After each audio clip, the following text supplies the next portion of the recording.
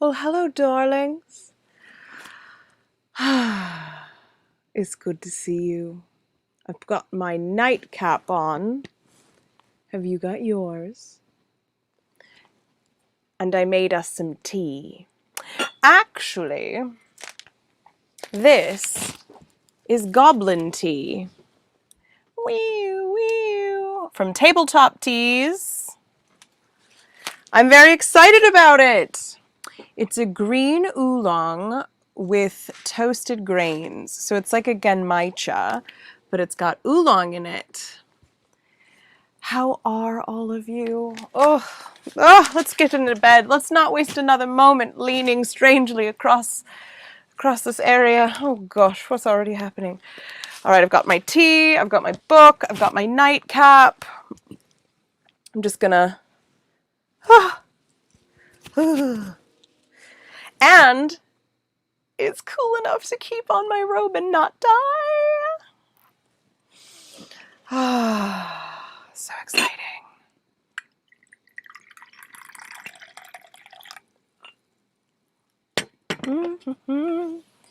Do. Getting in the bed, and it's really easy and graceful. Just getting in the bed while hurrying. I guess I don't have to carry the tray at the same time. I'm gonna do a thing, and I get into bed, and it's all working out. Nailed it.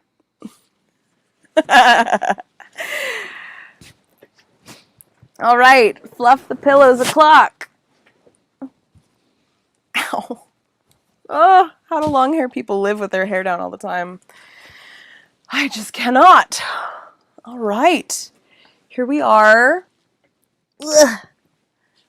And as usual, I don't know if he's going to show up today. We have to invite our little toe man into the party. Hi, everybody. Hello, Zalani. Hello, Screaming Dragon. Hello, Johnny O Twitch. Hello, Sally. Hello, Bill. I think I said everybody. But hello. Tell me how your week has been. Drop it in the chat. Did you have anything extremely delicious that you want to talk about? Drop it in the chat. Gonna make a face on my toe, 'cause that's the show. I don't have as much to tell you as usual. It looks like he had an accident. Boop. Can you see him? There he is.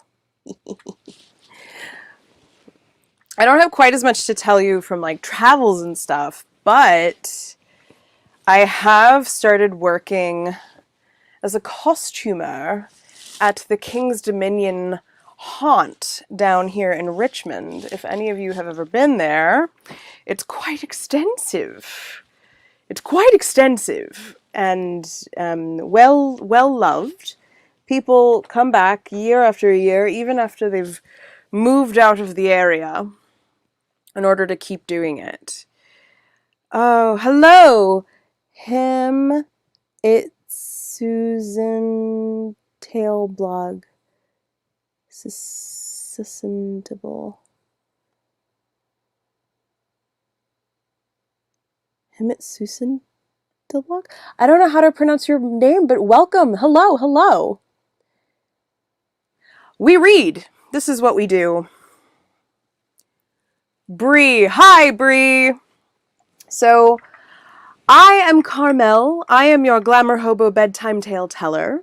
I am a GlamourHobo. You are all a part of the GlamourHobo Nation.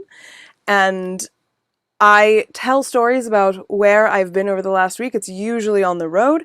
And then we read something. And this week will be, I believe, week 3 or 4 on Cathrynne M Valente's Speak Easy, which is a brilliant piece of historical mashup fiction. If you take the 12 Dancing Princesses folk story and you mix it with the story of Zelda Fitzgerald, all in 1920s Prohibition New York, that's the story we're reading. So tuck in and drink something delicious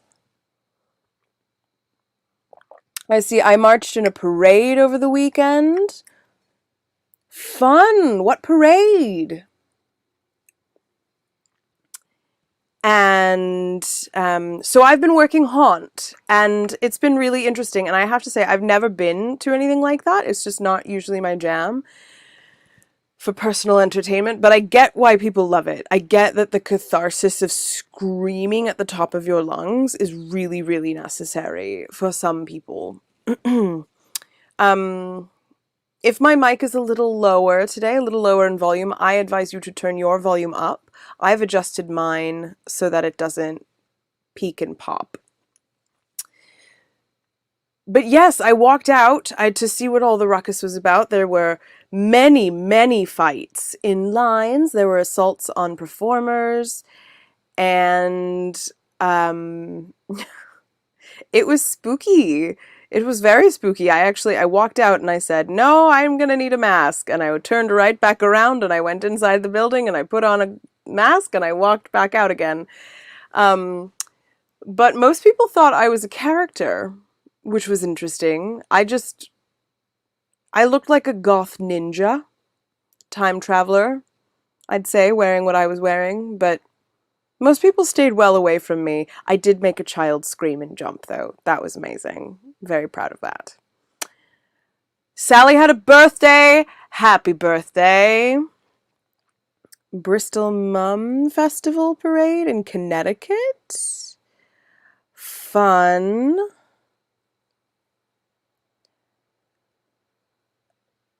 Let's all sing Sally a birthday song, shall we? I could sing the standard one. I actually don't. Oh, no, wait. I can do the Waldorf one. When I say hooray, you all say hooray. You can do it with emojis, you can do it with your hands, you can do it however. All right, ready? So it's your birthday, shout hooray. We'd like to sing to you today. 1 year older and wiser too. Happy birthday to you. Happy birthday, Sally.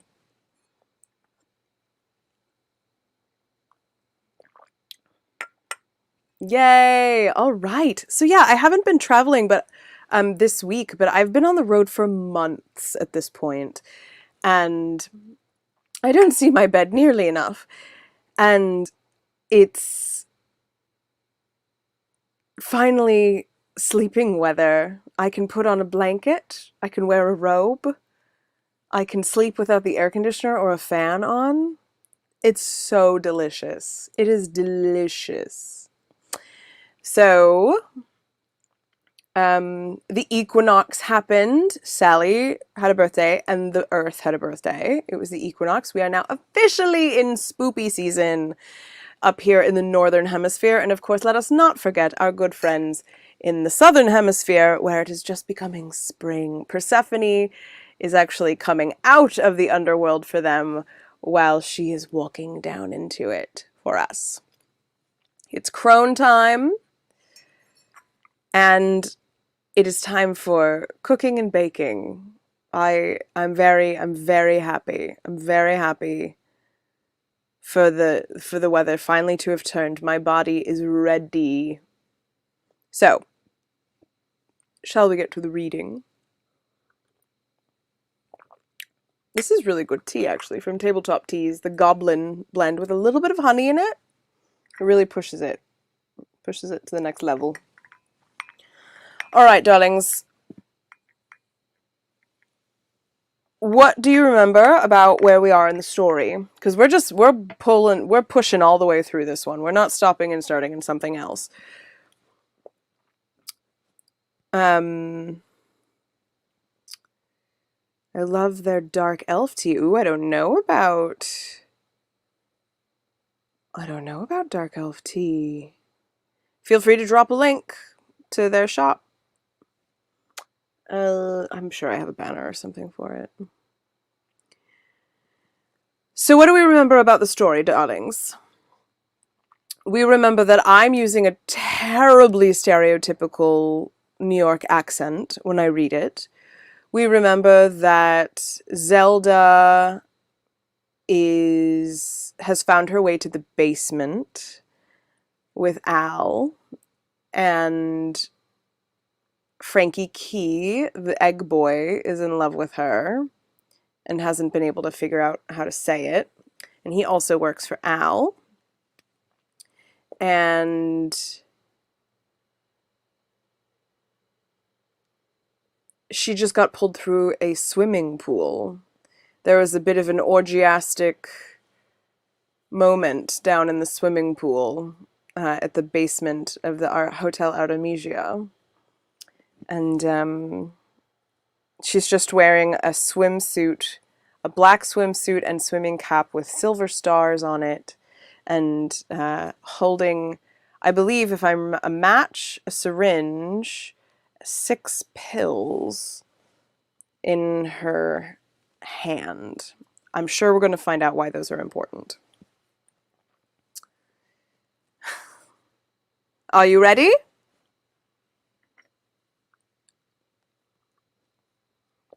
Mr. Toeface is ready. Monsieur Toeface. I think it's a monsieur.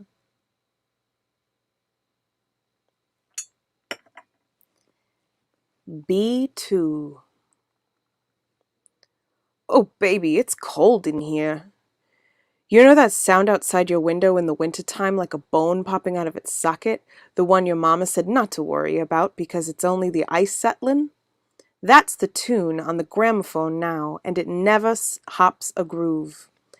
Listen, listen, prick up to that hi-hat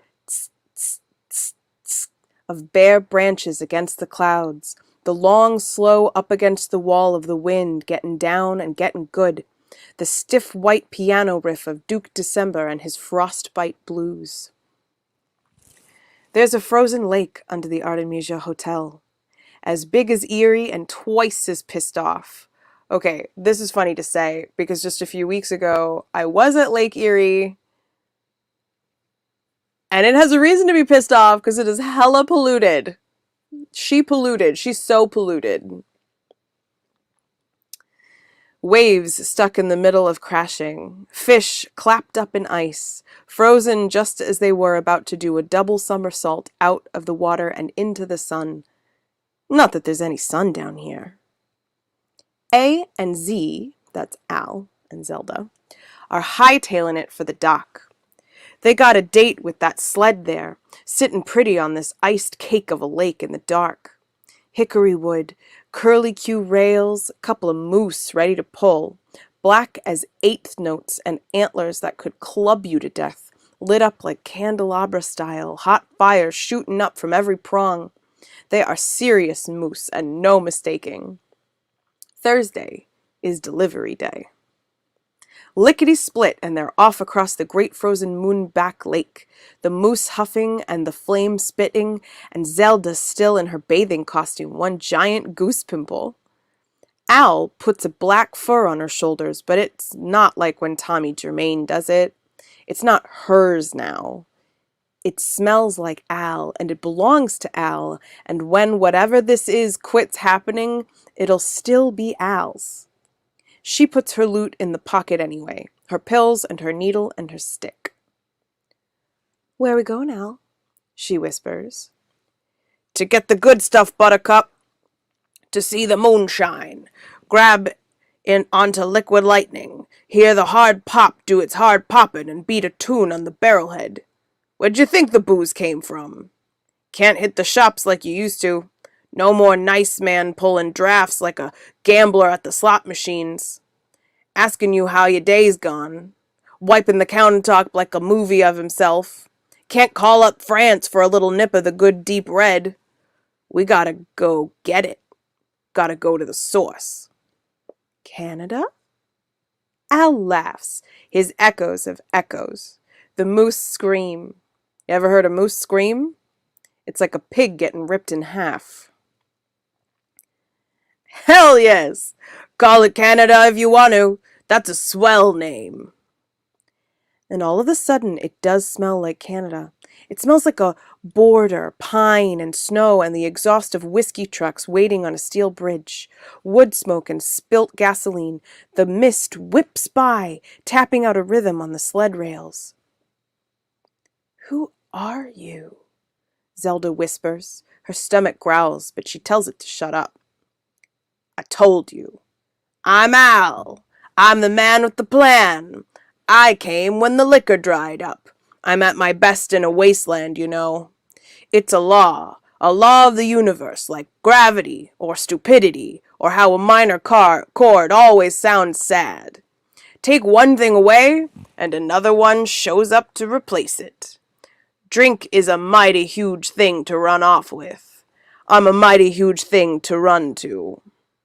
When I got here, people would sell their own bones for a gulp of something that smelled like a sturgeon taking a shit.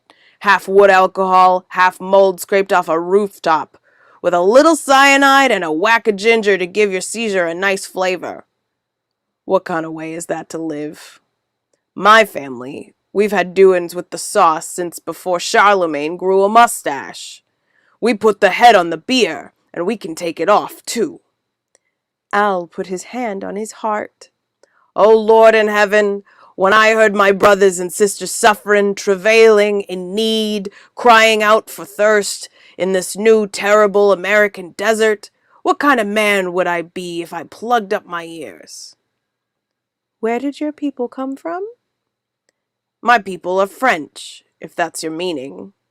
Had a good old time in England, too, but we don't stick in one place too long.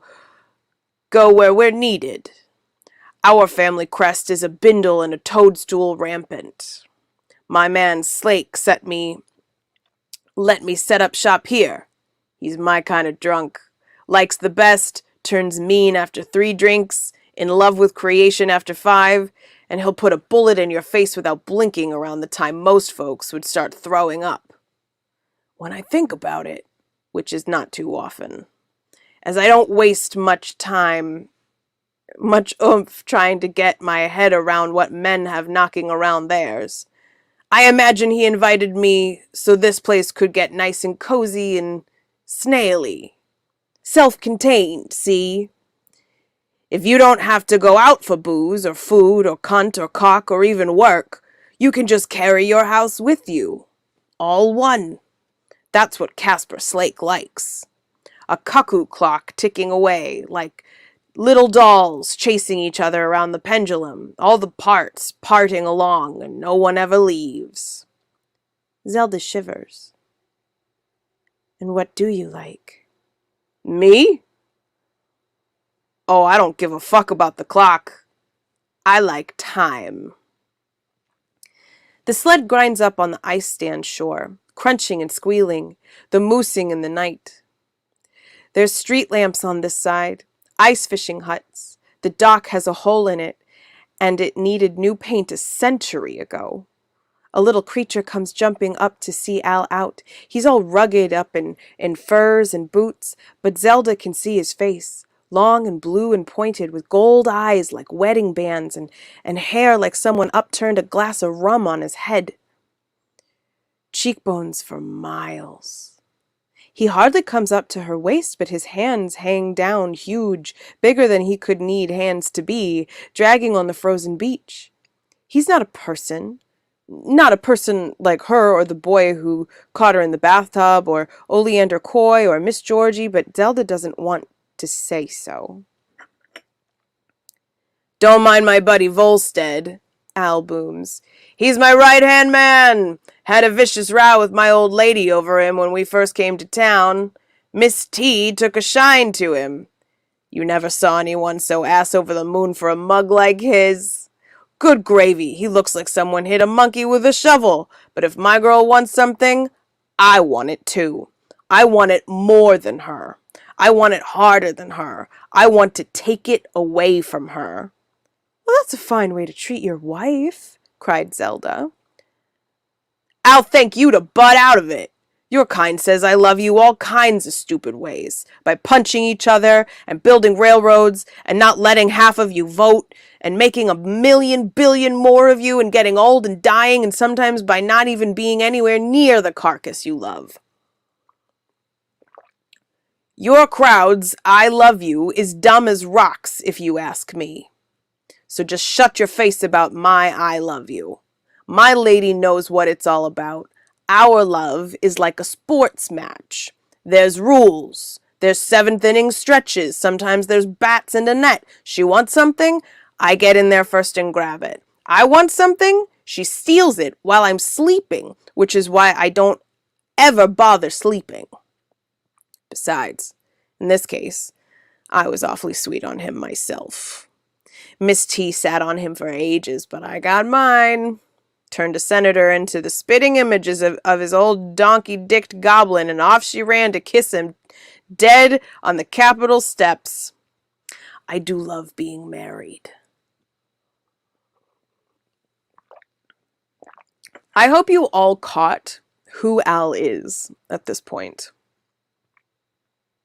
and who his wife, Mrs. T, is, and the child that they're arguing over, who it is. Any guesses? Actually, while we're doing this,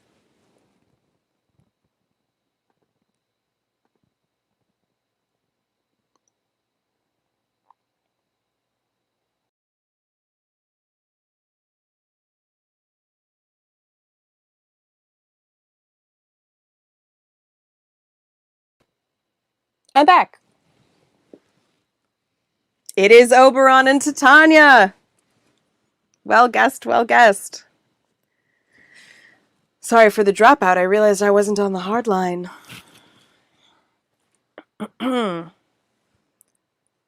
How's my Oberon voice? What do you think? Also, I played Puck in Midsummer Night's Dream when I did it. It was exactly who I wanted to be. Perfect. If we shadows have offended, think but this and all is mended. That you have but slumbered here, while these visions did appear, and this weak and idle dream. Theme, no more yielding but a dream. And for a while when I was reading this, I thought he might be Puck. But he's not. He's the king of the fairies. Volstead grins like a kid whose parents got divorced ages ago, and it's all rotten, but boy, do you get double the birthday presents. All the earrings in his lace lettuce ears jingle like saints' days and midnight come at last. He opens his coat like the ghost of Christmas present, only instead of hauling up a couple of Victorian orphans from the lifetime's worth of eyeliner blacked on, he shows his legs. 2 shiny Tommy guns, their barrels kicking up a Lindy.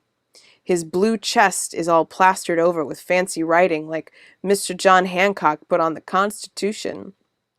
He's sporting a beefy builder's gut, the kind that used to be a wall of muscle, but hey, the championship's not till fall and ice cream's served year-round. Time to hit the distillery, boss, yeah? Come on, I'm dying. I ain't walked right for days. My toes is full of bullets and my knees is full of singing. You got it, VS, barks Al. Knuckles that goblin on the chin like a kid off to play ball. Goblin tea for the Goblin King and the Goblin Boy.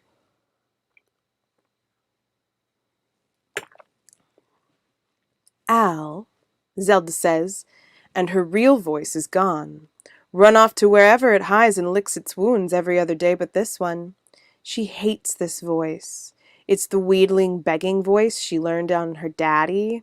The Papa, please can't I go to the dance voice. The it's awfully cold, mister, say that's a nice jacket you got voice. Al, I'm starving. Didn't get my eggs this morning, nor my lunch neither. You didn't eat before you got on a moose sleigh? Volstead grimaces, as if he's holding on to some memory of hunger knotted up inside him. Girl, you gotta be prepared in these parts. Alberic Merrow, the ox of Athens, shrugs his mighty blueberry shoulders. You have food, And he strides on up the hill through the huts and the lamps and the fog. I do not! Zelda hollers after him. Does the sun ever show its face in Canada? She thinks, even though she knows it isn't Canada, really. It's nothing. If nothing else, they speak French in Canada. Mama Minerva and Daddy Rado took her to Montreal when she was small. She had her first taste of coffee there. She remembers it like her first fuck, and she remembers that plenty well. Al doesn't answer in French or English or Greek or Scotch fucking Gaelic. Zelda Fair shoves her hands in her furry pockets. Oh, she does have food.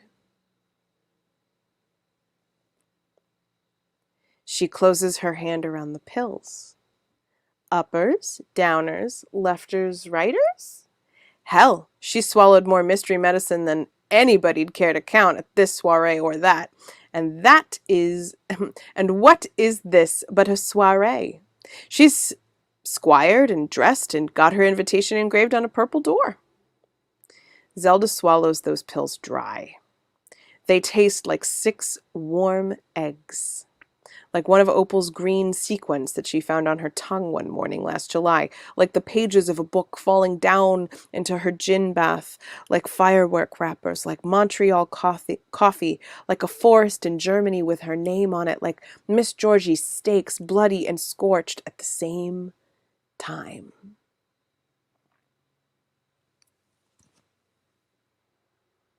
B3, as in basement level. I'm glad you're liking it, Bree. The sun does come up in Canada. It comes up like a drink at the bar. Oh, you wouldn't call it a sun. Maybe I wouldn't. But a sun's just a word, you know? A word for whatever makes a body warm and hot and green. What helps a body see past a hand in front of their nose and stretch out nice and wear something other than a whole walrus on their skin to keep from going full ice cube. What tells the time? The sun in Canada looks like the bottom of an old glass. The light is the color of brandy seeping. It has a taste. Your skin tastes it, like you're all over tongues. The taste is sugarcane, slowly rotting, turning into the great god rum. It's always that magic hour those film boys love to shoot down here. It's always gold. And here it comes. That sticky, oily liquor light dripping down through the trees. Trees! And not frozen either. Trees of gold and silver and crystal. Trees like a table setting, and the winter folds its cards as the lake gets further behind Zelda Fair, turns in its chips, gives up the pot. Leaves roll out. Birds cough up springtime and summer close to bursting. She can hear sounds. She knows those sounds. Those sounds are her mother's own voice whispering to a babe at the breast. Those sounds are the joints in her bones. Ragtime plinking, glass clinking, choruses getting sung with only half the lyrics right, giggles bubbling over like a tower of champagne. It's a party, shaking down the dawn. Zelda hobbles up over the hummocky, hillocky moor lumps. She's wearing holes in her feet like a princess dancing too long. No shoes allowed in the swimming pool. No roughhousing, no lifeguard on duty. Her swimming cap still clings to her skull. That black rubber feels like her own skin. It hurts in a funny way, like she's the purple Hobart and Sons fine smokable sign below their window, the one that lights up Ollie's face every morning like a violet sun as she tells another play to close up its curtains before she comes down there and gives the director a slap in the face. Humming, hopping, sizzling around the ears, boiling, but it's all right because she was meant to boil. Zelda'd take the thing off, but she doesn't know the rules here. What if she needs it later? And that thing up there, that thing could be a castle or a villa or a ruin or a chalet or a rack of old dinosaur bones. It's got to be a distillery. These barrels like mountains all around it, closing it in, keeping it safe and snug.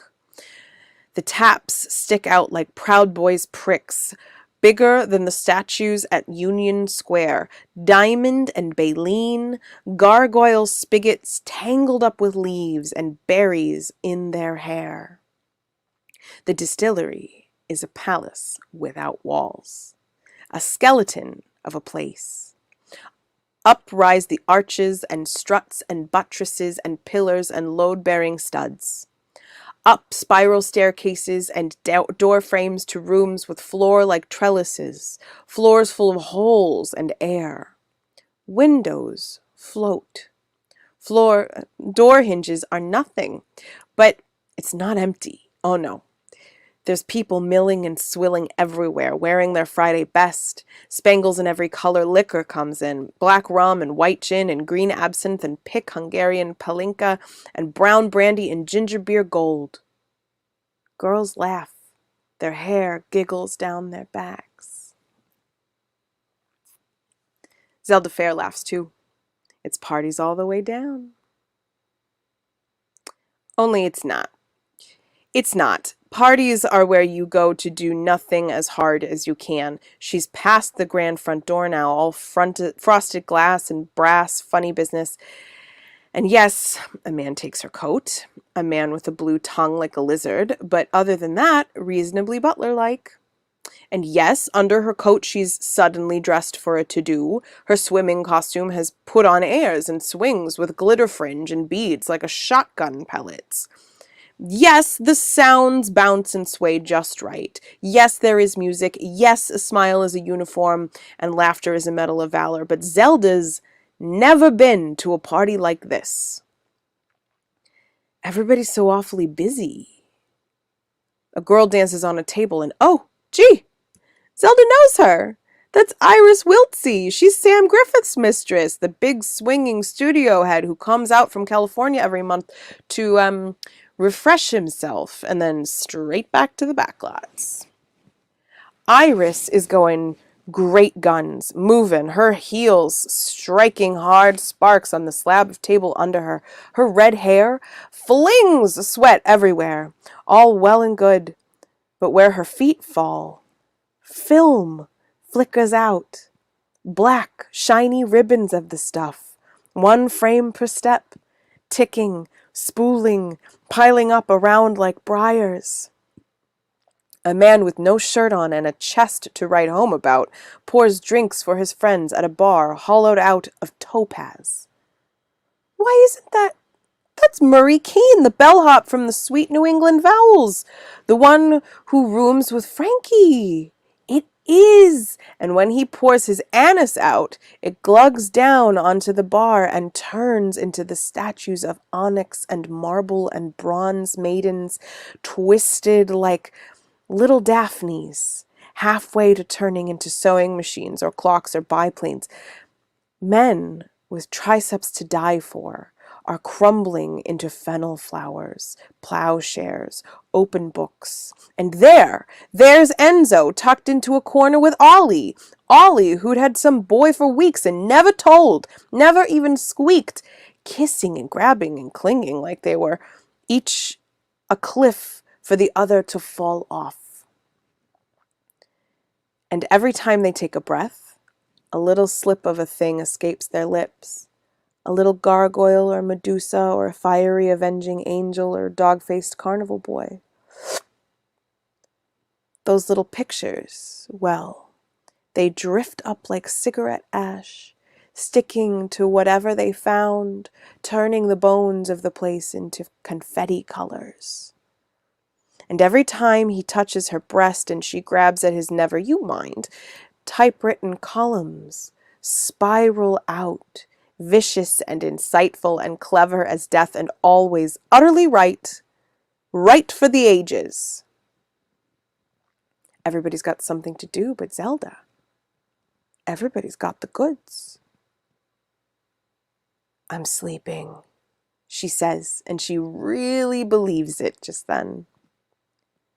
Nuh-uh, says a little grumble of a voice. She looks down and it's Volstead standing next to her with his green cigar. Al is the upside-down man.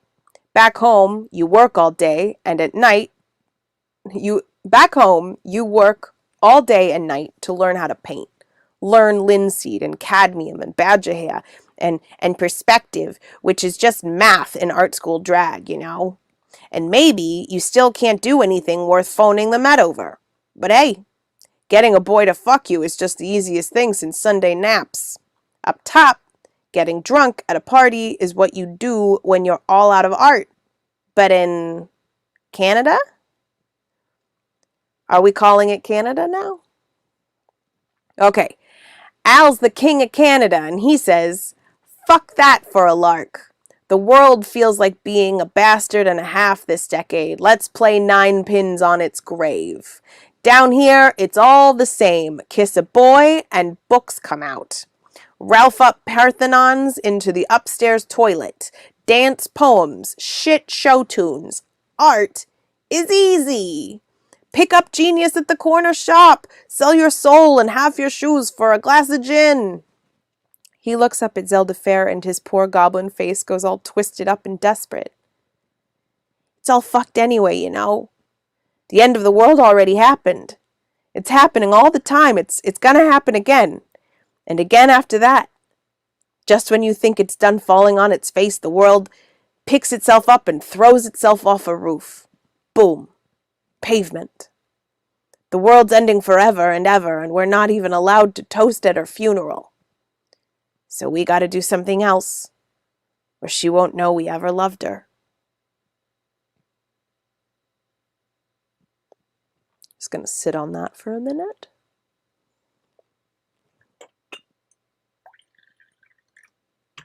It's basically the premise of my first show.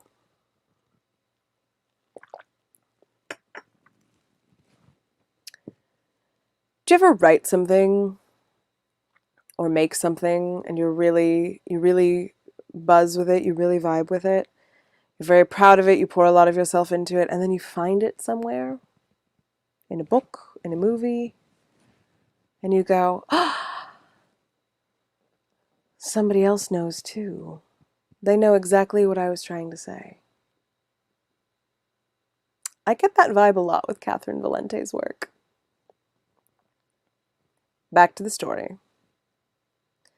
The noise is getting so Zelda can hardly think. Some gramophone somewhere is trilling out a song about how rich daddies never did a girl right since God told Eve she had to clear out her stuff. Volstead makes a wretched clacking crunch sound and pulls off one of his own legs, hands the Tommy gun on his thigh up to her. You know what they call one of these in Chicago? I never been to Chicago. Al loves that town to death. Me too. Had some of my best days out there. I made that town. Brought her up good. He fingers the barrel of the gun. Zelda thinks he should probably fall over, having only one peg leg left, but he doesn't. Anyway, out there they call this baby a typewriter. Get it? Plinkety plink, rat rat rat tat, smash smash smash, carriage return, bang. Yeah? Zelda Fair takes the Tommy gun. It's lighter than she thought a gun would be. Feels like a gun should always be heavy like the sun. It's got to hold all that death. I'm just sleeping, she thinks, and she believes it.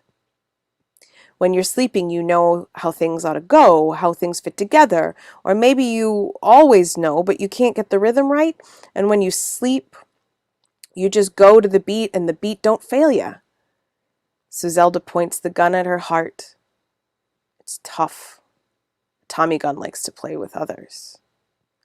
She has to stick it in the ground and sort of fall over it. But she does. She pulls the trigger with her thumb. That Chicago typewriter rat-a-tat smash punch right into her chest, and pages burst out of the gun. Page after page after page covered in paragraphs with whole chapters so perfect you could live on them for the rest of your given days. They feel like alive things pushing against her breast, like little animals biting and growling and suckling and baying for meat.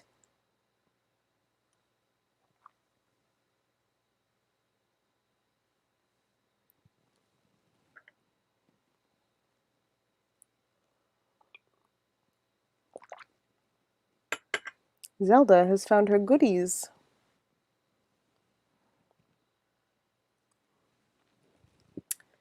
2068. All right, here's the skinny. It's February, and Casper Slake is fucking Lily Greer in the room next door. There's only 4 rooms that matter on the 20th floor. The Slake Suites, which tumble out like a very nicely upholstered octopus through rooms 2056 through 2064. The Valhalla, for visiting how-dos. The Carolingian, for Al's needs when he's up top. And 2068. A few Richies take the others when they want to show off, but all the real action's further south on the elevator line, so why put yourselves above the fray? Get down where it's at, young man. So Casper keeps 2068 nice and plush for his own little phrase, his strays, his special ways and means. It's been Lily for 3 whole months now, and if you're not impressed, you should be. Most don't last 3 weeks. Lily doesn't live here. Discretion, darling, discretion. But it sure is a fine place to spend the night. Done up like a forest in French fairy tale, all tapestries and canopies and green glasses full of honey wine. Not Lily style, if you asked her about it. Looking up at the scene of a stag getting skewered on the ceiling while a man who could buy the dinky state she was born in bounces up and down on top of her is what a girl might call unsettling. But that's the scene we find ourselves in. Now, you might think a fellow like Casper is the pits in bed, but he's not half bad. Lily's had worse by a mile. It's been swell eating fish, eggs, and angel food cake and peaches from Argentina while lying around naked as a painting. Sometimes he likes her to wear her show costume. She does a regular act down at the Arden Theater as Lily or Lyle, the comic with a secret. Straps down her tits, slicks her hair, pastes on a mustache with rubber glue, and tells the vaudeville crowds that it's all about. It is currently all about the stupid little blister in her heart where Casper has rubbed her raw, and she hates herself for it, but she's starting to love him a little bit. Lily does not subscribe to Love's periodicals. She has a whole set about that in the Arden, how a fella in love isn't a fella at all.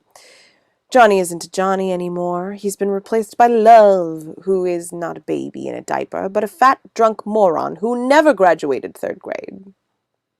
Love is nothing but a freak, walking around in somebody else's clothes. It's a great bit. Gets them on Lily Lyle's side. But the point is, you don't love the rich man you're screwing. That's not how the show goes. It's not a good move. Rich men are for fun. That's all they want from you and all you'll get from them, so just sit in it and soak for a while.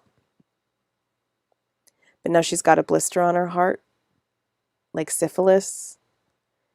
She'll have to go see somebody about getting rid of it. So they fuck on that big green aquitaine of a bed, and it's so good she could eat it for days.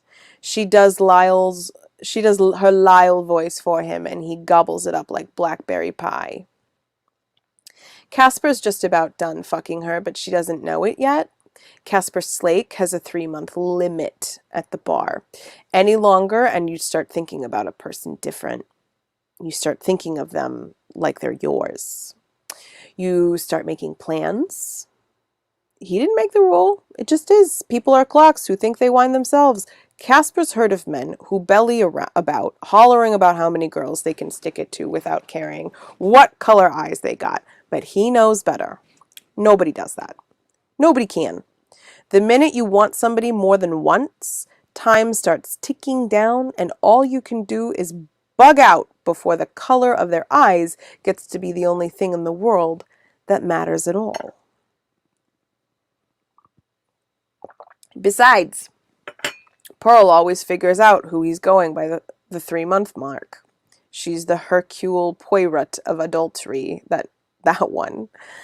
She gets out her magnifying glass and peers down the Artemisia top to bottom. Sometimes Casper thinks she likes it. It's the flip side of seduction. He chases women, Pearl chases him. He thinks of the pair of them, and he thinks of the old German cuckoo clock where Jesus chases death around and round like a couple of old racetrack dogs. She's nearly got Lily in her sights. So that's that. Maybe he'll see about the girl everybody's talking about on the 15th floor, with the giant gishy eyes and her voice that somehow knows how to blush. Just the voice, none of the rest of her. Caspar likes that. He liked it the first time he met her, when she handed him a bottle still sealed up with blue wax, no label, liquor colored like squid ink, with little white petals floating around at the bottom. Tried to sell it to him for $10. 10! Her teeth were crooked inside her smile. Been forever since anybody tried to sell Caspar anything as cheap as $10. Been forever since anybody charged him cash money for a drink. She didn't have the first foggy notion of who he was, so he paid her. He kissed her. She let him, maybe even kissed him back. Though when he got his arm around her waist and crushed her up to him a little bit, she laughed like he'd made the best joke since the first man walked into the first bar. Said her name was Zelda, and there was more where that came from, and hopped away. Yeah, he might have to ask her after that one. She had ankles that looked like they'd shatter if you pinched them. Or maybe he'd just call down to Georgie and have her send up a Rapunzel or two. Here's a pair of things Casper doesn't know yet. Just to get a good punch in for Lily. Right about the time he's doing his best thing in her and turning red and thinking of Zelda's crooked teeth and shutting his eyes and crying out all desperate and sincere like humans love to do. Just about that time, when he's decided to take Lily's pretty silver 2068 key back this very night, Casper Slake is fixing his death in place. Just as neat as a nail for a picture that ain't been bought yet. And Pearl de Acosti y Candela y Slake? Oh, she's gone.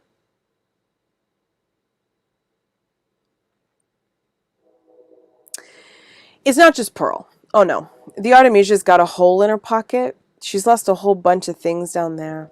Lant quarters, cigarettes, buttons, hairpins, Pearl Slake, Oleander Coy, Murray Keene, Olive Bay, Enzo Bacci, Dandy Brute, Iris Wiltsey, Ogadai, the Mongolian Eagle, car keys, breath mints, Lily Greer, lipstick, a pair of Texas twins, name of Nickel and Dime, a pelican, Zelda Fair. For once, folk notice when Zelda runs off. This is because Zelda, of late, has had the good stuff. Her black booze got you so drunk you thought your name was William. And if your name was William, you'd swear it was Nebuchadnezzar, king of the buffalo. Zelda's shit is the best shit this side of Shit City. I heard a girlie got a hold of a whole bottle to herself, and how she pulled that off I couldn't tell you. Miss Z started out at 10 smackers, but inside a week she was up to 50 per, and yesterday I couldn't get one for 75. Anyway, this little bitsy thing, circus girl, top of the trapeze pyramid or something, couldn't weigh more than my little finger, got a whole bottle of Zelda's medicine and hogged it all. Drank and drank. Told everybody she was going to find the perfect mixer for this growler whiskey right here. Drank it with tonic. Drank it with orange juice, apple juice, grapefruit, tomato. Drank it with ginger ale. Drank it with Coke. Drank it with bitters and champagne. Drank it with lemonade. By the end, she was drinking it with tears and calling poor Mad Mauler Morrison the Lord of the Moon. She dubbed that nice boy who writes obituaries for the Times Ganymede, Jupiter's slave, and insisted that she was the new Christ, star of the west, anointed with gin, and she came to bring not the sword but the juniper branch, and where there was one blue bottle of Bombay sapphire and one fried potato, she would make a wedding feast of 5,000 Queen Victorias and 5,000 chips with vinegar, and then she didn't wake up for a week. When she did wake up, she went into mourning for her husband, Stone Boy, who was eaten by a lion. She wore black, whipped her back raw with her circus buddy's crack whip, cried like the world went and broke. Thing is, she'd never been married in all her life. Barely a kid herself. Zelda's shit is the only shit. She sells it out of thigh holsters like a gunslinger. Ask her for liquor and she opens her legs, pulls out heaven and charges you way too much for the privilege, but you don't even mind. She'd show up to a party, giggle and dance and tell the one about the guy on 42nd Street with the hippo in his handbag, sell out her stock and pass out asleep under the dining table. After 10 p.m., every party played Zelda. So when suddenly there's no holsters and no black bottles of white petals and no new Christs vomiting in the bathroom, everybody notices. Josie Shattuck loses his damn mind, puts reward sheets up in the elevator like he's living in the Old West, threatens everybody he thinks so much as smells like her, starts carrying around a flicky knife so he can keep to a tight schedule of screaming and brandishing. The things he accuses those boys of you never heard of in all your days. Fuck and kill combos not even that Ripper fellow in London could dream up. What did you do to my wife? Tell me! And God, in this heavenly hammock, help you if you point out that Josie wasn't even the least littlest bit married to her. Which is where he crosses Tommy Germain, who wanders around the halls like a Gothic gentleman wailing and weeping about his wife, which Zelda was also not. And it's a little-known fact, I don't mind sharing, that eventually Josiah Shattuck III stabbed Thomas Wycliffe Germain outside room 1633 for sniffling over how much he missed his dear, beloved, precious wifey-poo. Calm down. Josie got him in the love handle. Germain dropped like a cartoon anvil, but it wasn't much of anything but funny. The joke comes out best when you consider those two made a bouncing baby electricity company together about 10 years later, and they're probably the fellas keeping the light on while you read this very instant. William Hesson Hyde hoards. Hoards all the bottles he could get off of anyone. Buys, steals, grabs, swaps. Even a half-drunk bottle. Even a snifter with a little left at the bottom. Hoards it all up in his room till he's surrounded by glasses full of black booze like church candles. He doesn't call Zelda his wife. He doesn't promise $1 million to the guy who brings her home. He just sits, seething in the middle of all that bum rum, snorting through his nose like a boar. And then he starts drinking. So, Zelda's skedaddled. Sure. Okay. But when Pearl pops off, all hell breaks loose.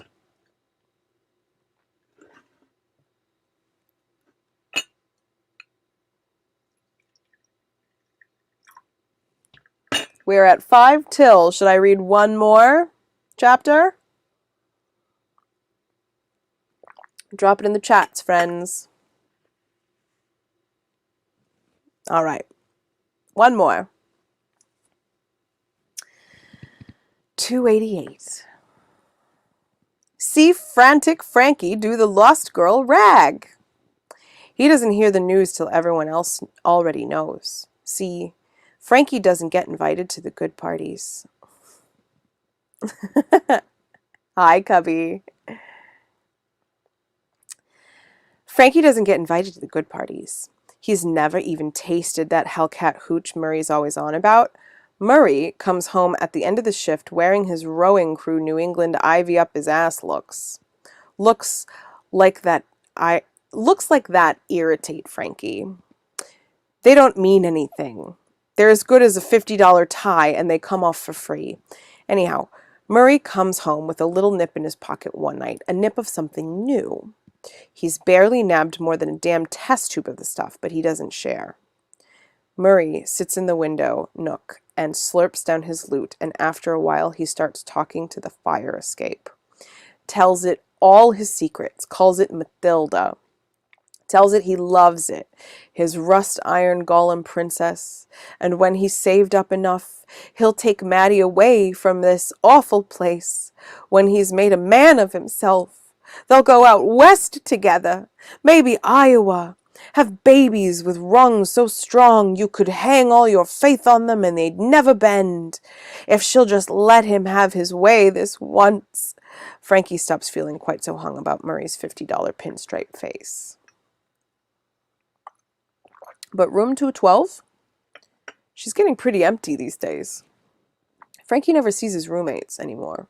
Everybody's busy, he supposes. Everybody's got a sweetheart somewhere. He lays about the room like the kind of guy who doesn't need to split the rent. It's nice. He looks at Enzo's drawing under the windowsill. A satyr is licking the ledge. He's got a fawn in each hand, and the fawns have girl faces. Same girl face, which Frankie never noticed before now. It's Olinda Coy's face, with the quirk in her jaw, and says, "Go ahead, impress me. I've got all night." Huh, Frankie thinks. Would you look at that? Frankie still reads the news through the tubes, copies it out before his poor brain can chew it soft enough to swallow. So he reads it in his own hand, like he did it, like he made it happen. Zelda's bugged out. Haven't seen her in a week. No more black punch. Thinks she went to Canada. Ollie, room 1550. Frankie's stomach drops down to his shoes. His hands sweat. Canada? What does a girl like that want to do with Canada? Then his thoughts wriggle around his mind, crazy on panic and gin shakes. Did he have enough money to head up there? Probably not. Montreal's closest, but maybe she didn't speak French. Don't be stupid. Of course she speaks French. Frankie saw Zelda just once after the bathtub. She came to 212 and knocked like she didn't really know how. He answered in his pajamas, a little striped number like you see in the pictures. She looked at him with big old circles under her eyes like a raccoon in the daytime, like she didn't expect to be where she was, and maybe she didn't even know where that might be. She just stood there in the hall in a bathing suit, but she wasn't wet. Shivering, but not wet. Stood in the hall in a bathing suit and opened her mouth and closed it and perched sort of on one leg like one of those goofy flamingos. Zelda? Yeah? What? Can I do something for you? She stared at him just so confused, like he'd asked her to dinner in Hungarian. I thought you wanted me. And she ran off, like she was running from his wanting. He didn't run after her, more fool him, and if you asked, he couldn't tell you why. Why not, then, when in a minute he's going to run after her harder than a hunting dog? Frankie Key gets called to room 288. It's where Raspale Bayou, the head concierge, makes his digs. But Raspy isn't alone behind his big old warship of a desk with its green lamp glowing at one end like the light at the end of the dock.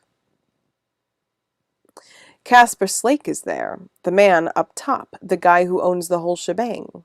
Frankie's never seen him before. The cat's not as old as he figured, wears his clothes like he was born in a three-piece suit. I have a job for you, Francis, Raspy says in the voice he uses to direct guests to the restaurant over one or the other. The paprikash at the Blue Heart Cafe is particularly good today, sir. There will be good compensation, both financial and otherwise, if you're interested. Casper Slate gives him the up and down. My wife's gone missing, he growls, like Frankie did it, somehow, and did it on purpose. Frankie's written this kind of thing 100 times. He twigs to the situation double quick. I'm no detective, sir. You kids all know each other. He hasn't slept in a dog's age. Eyes all red, like his eyeballs could smoke the cigarettes themselves. He put holes in the wall on 6 floors with his fists. Little Cass is hiding in the libraries on 17. At least Big Cass thinks so. He's got bigger problems than his boy. But what little Cass isn't there anymore, only his daddy doesn't know it yet. You all cover for each other. You must know. If one of you knows, you all know. She's not the only one, Mr. Bayou says quietly. She's the only one that matters, Slake snaps. Of course, sir. Might I recommend the lobster at the Silver Umbrella? Frankie wonders if Raspy ever stops using that voice. If even he has another one. Raspy pushes a sheet of paper across the bow of his desk. This is a list. You don't have to tell us anything right now. If you get results, they won't be questioned. Frankie looks at the names, all those dancing princesses skipping to the hop down to the underground. But don't know anything. Believe me, I work, that's all I do. If not on the floor, on my books, nobody tells me anything. I'm a terrible person for the job, honestly. Just about anyone else would be more tuned in than me. I mean, have you asked Al? I'd ask Al. I just write detective stories, but people go missing in real life, and that usually is dead. And when people go dead, usually you never find out why. Raspy and Casper glance at each other. They'd ask Al if they could, but you don't ring a ding and summon a guy like a bellhop.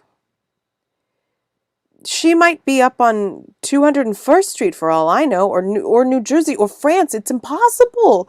Frankie's starting to panic. Sure, it's nice to have a rich man grateful to you, but it's miserable to fall down on the job he hands to you. Everybody's real quiet. The kind of quiet that's both the asking and the answering. She's not in France or New Jersey or up in the nosebleeds. Frankie doesn't know how much he knows a little. Raspy and Caspy know a lot more. There's no world outside the hotel once you've lived here long enough, and Miss Pearl's lived here from the day one. She's here, and even if you don't know where the good gin's pouring on any given night, you know where people go when they disappear at the Artemisia. And if Zelda went to Canada, Frankie knows he's staying stateside. Why me? He croaks. Raspy has a little chuckle. Well, my lad, between the mad, the drunk, the psychotic, and the consumptive, you're the only one left. And that is where we will leave it for tonight, because it's part 3 is next, where we will pick it up next week's part 3, Soda Pop Moon. My darlings, how are you enjoying this story by Cathrynne M Valente? It is called Speak Easy. My name is Carmel. I am your GlamourHobo bedtime tale teller. It has been my privilege, along with Mr. Toeface, Monsieur Toeface. We could call him Raspy. To be here with you on a Monday night. Happy autumn. Happy fall, happy spring if you're in the southern hemisphere. And remember, if you've been nourishing the service, I greatly appreciate your contributions in the form of tips. You can find all the information on tipping me down there. But also, I would like to remind you that I have a Patreon, and you can be part of the GlamourHobo Nation. You'll get kitsch from the road, I'll write you postcards, we have monthly meetups. If you vote to come to them, Johnny O Twitch, and I send you little prezzies from the road. keep a blog. You get early access and behind the scenes stuff. It's really quite fun. Good night, Screaming Dragon. Good night, Bill. Good night, Johnny O. Twitch. It is, as always, such a treat. I'm going to put on less clothes. Take off clothes, put on less clothes. Is it a double negative? And say goodnight. And if you missed any chapters here, then go to my YouTube page, Carmel Clavin, Spectacle and Mirth, or even the Not 21 YouTube page, and you can catch up. You'll hear the whole story. Tune in tomorrow for the big game, and throughout the rest of the week for our for all of our programming.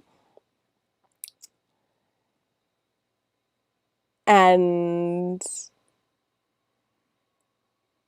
I will see you next week. I'm sure I'll have to rant about something.